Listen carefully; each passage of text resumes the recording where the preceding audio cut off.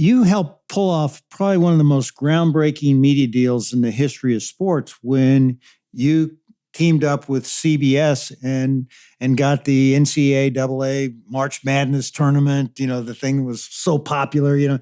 Tell us a story about that and the biggest lesson you learned from it. That's a landmark deal. That's probably something that I'll always be remembered by in our relationship with CBS and Sean McManus.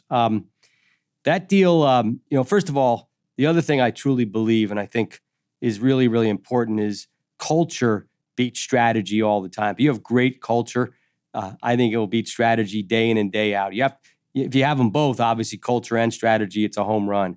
What was very interesting about our relationship with CBS is CBS had a very, very different culture than Turner Broadcasting.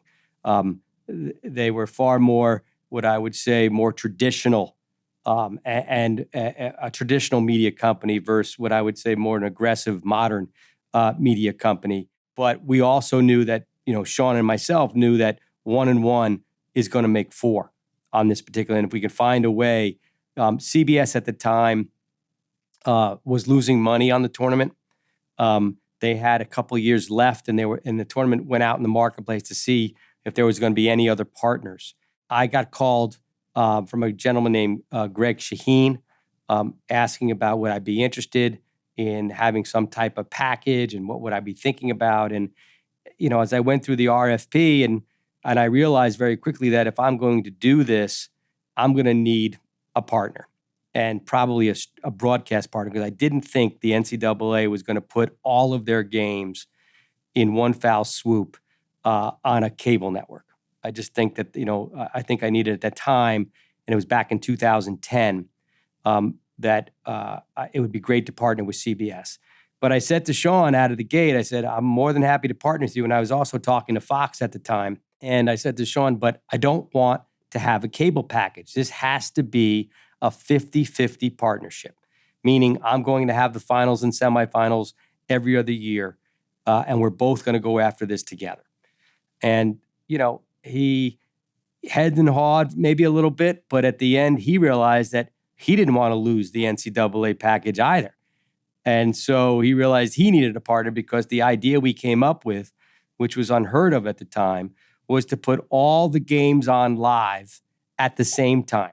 And so what we did is we let the viewer, the consumer, be the control of what game they wanted to watch. Prior to us doing this deal, and it started in 2011, CBS did regionals. So if you lived on the West Coast, you saw West Coast games or what CBS thought you might want to watch. And if you lived on the East Coast, you saw East Coast games and so forth and so on. And they did some cut-ins, but all the games were running at the same time, but you couldn't see them all. So this was taking TBS, TNT, True TV, and CBS and having all 4 games run simultaneously at the same time. And then even more dramatic, and still today, is when there's a blowout on CBS. You got Jim Nantz saying, hey, we've got a blowout game, but look what's going on TBS right now. Switch to your TBS channel. Now, the reason why he was able to say, go off of my channel and go somewhere else was because the way we structured this deal was a true 50-50 partnership. And it didn't matter where a commercial that ran on TBS or a commercial ran on CBS, all the dollars fell into one big pot. So all the revenue streams were just divided 50-50. Oh, it's a great idea. I should have known that, but I didn't. But it makes total sense. So you found the big win-win. Yeah. Now, the only thing that wasn't divided 50-50, which made it very profitable and still is very profitable for Turner, was we kept out 2 areas. CBS was able to keep its retrans and its local avails, and we were able to keep all of our subscription revenue.